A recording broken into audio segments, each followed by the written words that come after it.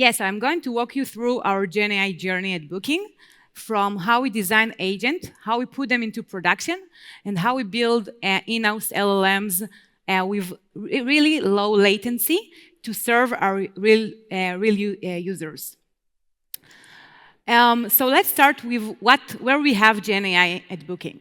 So we have GenAI across the booking funnel.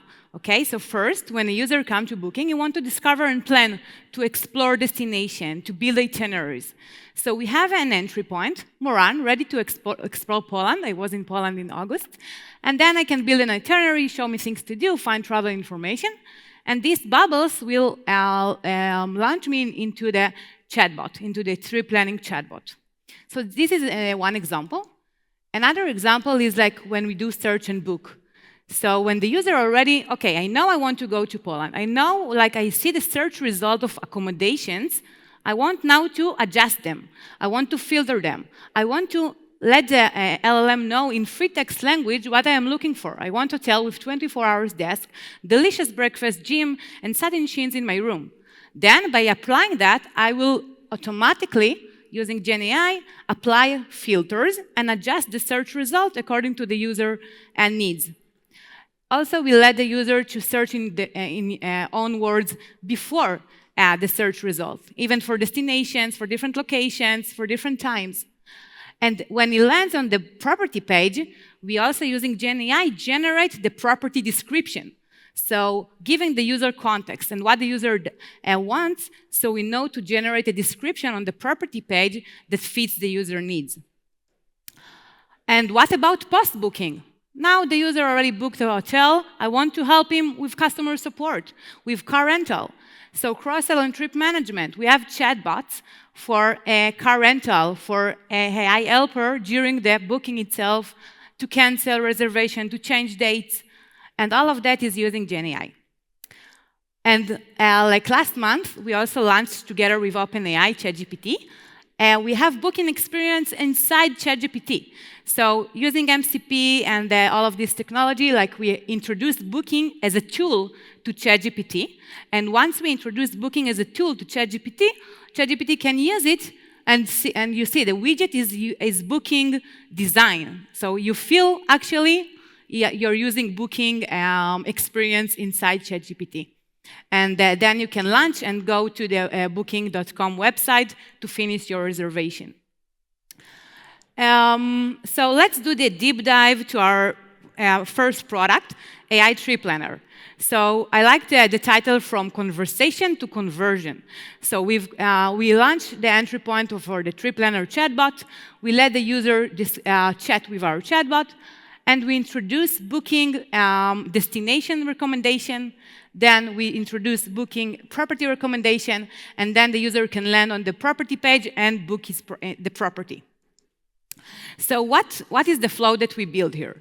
So first of all, we introduce a workflow. Okay, the workflow we started with a deterministic workflow. And I will show you how it became agentic. So we started with a moderation. For every user message, I want to apply moderation. Does the user speak appropriate language? Does the user mention competitors? I don't want to answer Expedia questions, for example. After we apply moderation, we go into intent classification. So we have different intents. Part of them are around recommendations. Part of them are around customer support, property questions, itinerary, and other. For the recommendation one, we apply an LLM as LLM judge that we check if in the conversation we have enough information to provide recommendation. Do we have the details on the destination that the user would like to go? Do we have dates? Do we have the travel type? Do we have actually enough information to provide a personalized experience and personalized recommendations? If no, we go and ask follow-up questions to try to collect more information from the user. If we do have, we transform the conversation into structured output. And this structured output helps us to provide booking recommendations by taking these structured features as input to our recommendation models. We convert the location that we get into booking ID. We retrieve from recommendation models booking recommendations, and we do some enrichment to give explanations. So let's take an example, and it will become much more clear. So, hello, I'm booking.com, AI trip planner, how can I help you? I want to travel in August. Then we apply moderation. Content is okay. Let's move on. Intent classification is destination recommendation, okay, because we don't know where the user wants to go. And then we have, like, do we have enough information about date, destination, etc.? So we have the time, right? But we don't have anything else, so it's not enough. We ask follow-up questions, and then our chat provide this next turn in the conversation. Great to hear that you're planning to trip in August. Where are you thinking of going? And then the user provide another response, Paris, and then we do the entire workflow again. So we apply moderation, we apply intent, but now the intent is property recommendation because we know the destination, so now we understand that the user is looking more for property recommendations. We have time, we have location, it's enough. The judge check for fulfillment is okay, and then we transform the text into this structured output. So we see the location, country France, city Paris, check-in month is August. We take this structured output, we use it using Booking Autocomplete API to resolve Paris into Booking ID, so we have some location ID, and then we take these features as input to recommendations model to give us these recommendations. And the final step is carousel enrichment. So this is the explanation that give the user the explanation why this carousel, why this recommendation is a good fit to what the user needs. Cool. So after we build this deterministic flow, we wanted to start to play with the building blocks. So from out-of-the-box model to in-house LLMs. So first of all, we started simple. We use OpenAI prompt engineering techniques to build this flow. We optimized the prompt using few-shot, chain of thought, all of the prompt engineering techniques. But then we wanted to train our own in-house models. And why to train our own in-house models? So there are this list of reasons. First of all is accuracy. We have a lot of data. We collected already chats from real users. We can train model on top. We can improve latency. Once we have our own models served on our own resources, the latency can become much less. Privacy, we can send PII data because it's our internal models, and cost. So let's start with accuracy. So what we did is we started to build specifically the intent detection model because it's like part of the hub of this workflow. If we improve latency and we improve accuracy of this specific component, the entire flow becomes better. And by training an in-house model for intent classification, the performance increased in 13%. We use SFT with a LoRa method, and that's what we gain here. And we also trained we did another fine-tuning to take the text, the conversation, and transform it into structured output. We know booking entities, we know what kind of features we need to our recommendation models, so we can speak booking language with this model. And this model is 18, we gain an 18% increase in performance. Now let's move to latency. I think latency is a major factor here. We are talking about scale of users, real-time interactions. We want to provide a better experience. Instead of 2 to 3 seconds, 100 milliseconds. So what we used here is two approaches. So just to give some background about speculative decoding, the idea around speculative decoding is to have a lightweight draft model, okay, which is a smaller size LLM. And we have our main target model. And we train the draft model to give us a next, let's say, 5 tokens. And since this model is a lightweight model, it does it much faster than our teacher model, our target model. So we use the draft model to produce next 5 tokens, and then we use the target model only to validate it. And since it's only validate the draft model output, it can do it. It will do it with simultaneously. Like it can run in parallel all of the predictions of the tokens. So we have T1, T2, T3, T4. So every time we give to the target model T1, predict the T2.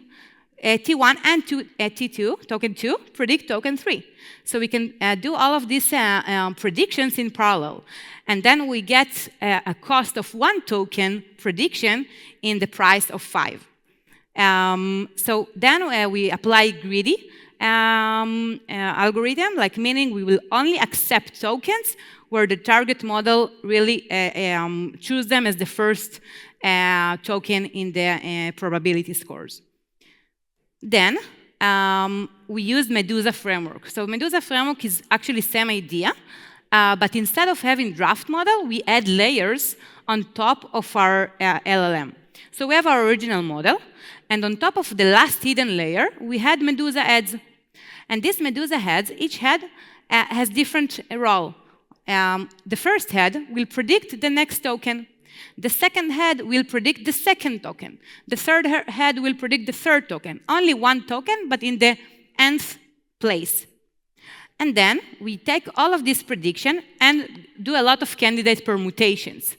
And we use the original model, again, in parallel to validate all of these candidates and provide final predictions. So for the acceptance, we use, again, a greedy decoding. So we only accept tokens where the base model, the original model, agree with these tokens. And the last method, and then I'm giving you the final recipe, is knowledge distillation, sequence knowledge distillation. The idea here is that we train a large model, teacher model, and using this model, we generate a lot of sequences. Okay, so we have the large 70B model. We use this model to generate us with the highest score output sequences of data. And then we train a smaller student model on this teacher-generated dataset. So what is our final recipe, our fine-tuning process? So we have a small-scale, manually labeled dataset, okay, annotated, high-quality dataset, and we use 70B model, open source model, to train on top of this data. We fine-tune it with LoRa methods on multi-GPU setup because it's a big model. Then we use this big model to generate us a lot of data. So instead of small scale, now we have a large scale of unlabeled data set. We use the fine-tuned model, the 70B teacher model. We run inference on top of that. And then we create large scale of auto-labeled data set. And then we take both the small scale data set, annotated one, with the large scale auto-labeled data set, and we fine-tune a small model, the student model, Tiny Llama 1B, with the Medusa heads. Medusa heads provide also a boost in latency. And then we have low latency, high quality model. And just to give you some numbers. So we said we trained entity extraction model, right? So we have the baseline, which is GPT-4o mini. Now we have GPT-5, I know, but this is was a few months ago. This was the quality of just using a prompt. And then we trained the teacher model, so you see the quality increased because we trained it on our data. And you see the latency is higher because of the size of the model. And then we train a student model, and then we do a student model plus Medusa heads, and we were able to get a 25 faster model. Just P50, 150 milliseconds, and P99, 293 milliseconds, with the same quality as our teacher model. So now we saw how, so far we saw how we actually take some workflow, change the LLMs to be in-house LLMs. We provide a better latency to our real-time users. And now I want to show you how we move from deterministic workflow to agentic. So what is the idea of agents? So instead of using LLM with a prompt, now we want to give the agent some tools to interact with, some environment, our data, our tools, memory to plan, to reflect. So if we take, for example, just the flow that I showed you, we can take this part where we did a deterministic workflow to transform free text to structured format. Then we call a booking API, right, to get the ID. Then we take all of this to call recommendation. Why not have an agent? The booking service will become a tool, right? And the agent will know how to provide recommendations because the agent knows the recommendation API. So we can take all of this and transform it into an agent. Another example is question answering. So what we had in the trip planner is also after we get recommendation of properties, the user can ask follow-up questions about the property. I have a question, okay? I have a questions about Hotel Casa Amsterdam. Sure, what you would like to know about this hotel? So before agents, what we did is we extract the property ID. Okay, so we know the user is asking about Casa Hotel. We call some booking service to get ID of Casa Hotel. Then we fetch all of the property information using RAG, using things like that.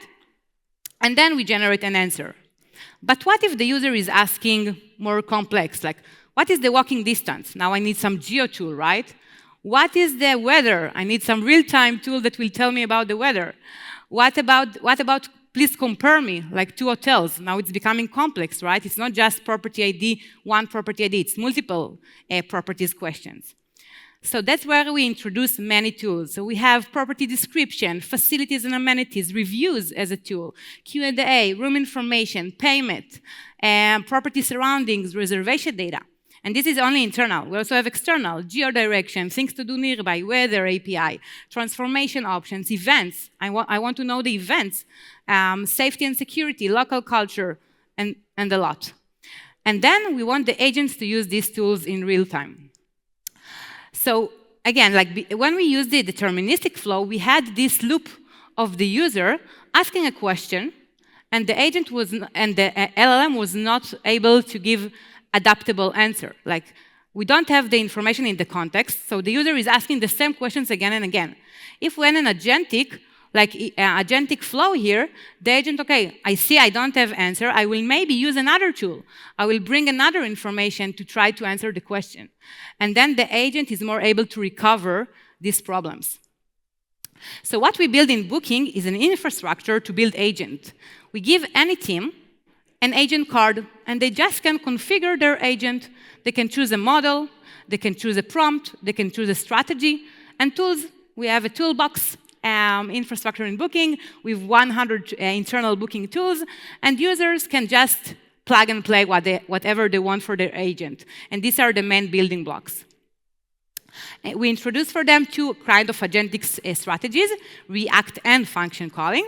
So the difference is just in React we have the reasoning phase. Usually the React can be much more accurate, but it will require a higher latency. So we always do this trade-off when we choose the setup for production. And let's take a look on a real example. So again, we are in the AI trip planner. I'm debating between Add an Hotel and Movenpick. So this is a React example. So the agent, our React agent is thinking, the user wants to compare 2 hotels. I need to call the search entities tool to find the unique identifier for these hotels. So I'm doing a cool tool calling, get hotel ID number 1, get hotel ID number 2, and I have observations, right? So this is the React cycle, like thinking, action, and observations. So we have the ID for Add an Hotel, we have the ID to Movenpick Hotel. Now I'm saving this to my working memory. And let's move on. Now the agent produces another thought. Okay, I have the IDs, now I need to fetch details about these IDs, these hotels. So I call another tool, fetch hotel info number 2, fetch hotel info number 1, I get the response, and now I am able to provide comparison information to the user. And that's where we provide a final response with comparison of the 2 hotels. And this is just simple example of 2 tools. We have much more. Like if the user will ask about geo, about these kind of things, we will be able to fetch the right tool and answer the user. So we build Agent Hub platform within my group. And this Agent Hub platform serves dozens of use cases in Booking. And we have, like, these are the main components of this Agent Hub. We have a flow orchestration, like to introduce multi-agent system, flow optimization, execution, planning, memory state and management, error handling. We have the agent catalog, so we give this kind of agent card, the templates, so the user can just plug and play different kind of agents, question answering, itinerary, recommendation. And below of all of that, the horizontal capabilities we introduce is observability, evaluation, guardrails, configuration management, and monitoring. So everyone that just configures his agent using this platform will gain all of the extra capabilities out of the box. So some lesson learned from building the agent. So first of all, we learned like the tool description really matter. So you see like two different weather info tools. One with just get weather details for a location, and one like retrieve the current temperature, humidity, and forecast for a given location. So once we give a very like concise and detailed instruction description for the tool, the agent is able to understand better of how to use it. And it's related also to the clear API schema. So if we have location and unit, better to give the type. If we have an enum, what is the available values that we should produce? And another example is when we use external tools, like we use Google Maps API as a tool, external tool. We saw like when we use the Google Maps, we get out of the box a lot of details. So just to give you like, this is a response from Google Maps when you ask him about a place. So you need to fetch the right information for your agent. Don't take all of that. It will just will give the agent a lot of context that it will just confuse, create hallucinations that you don't want. So try to create a specific output that your agent needs. Okay, so once we introduce this agent of question answering instead of the deterministic flow we had before, we saw with judge LLM metrics of about answer relevance that our answer relevance become 7% higher. But much more important is the rejection rate. Rejection rate is how many times our chatbot said, sorry, I don't have information to provide you an answer. And we saw the rejection rate is 50% less. Because the agent is not, like our flow is not in a deterministic mode and loop of giving again and again, sorry, I don't have this information, I don't have this, as we saw in the example. On top of our agents, we are using Arise for tracing. So we have Arise for observability. So we see all of our workflow trace, tools that were used. Here you can see just example of 4 tools that were used in this flow. And also we have evaluations. So on top of our agents, we have different judge LLMs. We sample every day 10% of production data. On this 10%, we run a lot of judge LLMs, and we have dialogue quality dashboard that we monitor over time. We have alerts and drift, alerts on top of drift that we see in trends. So the main key takeaways that I want you to take, like first start small, like you saw the entire journey, right? Like I showed you from deterministic workflow to building house models to improve latency to agentic. But start small and grow smart. Begin simple, validate it before you move on. Then if you decide, okay, I need agent, I see the problems I have and I want to become agentic, do it like it will provide you more adaptable system, but bear in mind, agents are much more latency consumed. Okay, so the latency will become higher, so also you need to build your agentic flows very wisely. And make sure you are always do evaluations, not only offline, also online. So if you have a production system, you want to be able to see after all of the changes you are introducing, how your judges are improving, and to measure this engagement, relevant of your system, and everything. And use the right agents and tools. So we saw like using the right tools, modifying these tools, give the right descriptions, the right arguments, making a lot of difference. That's it. Thank you.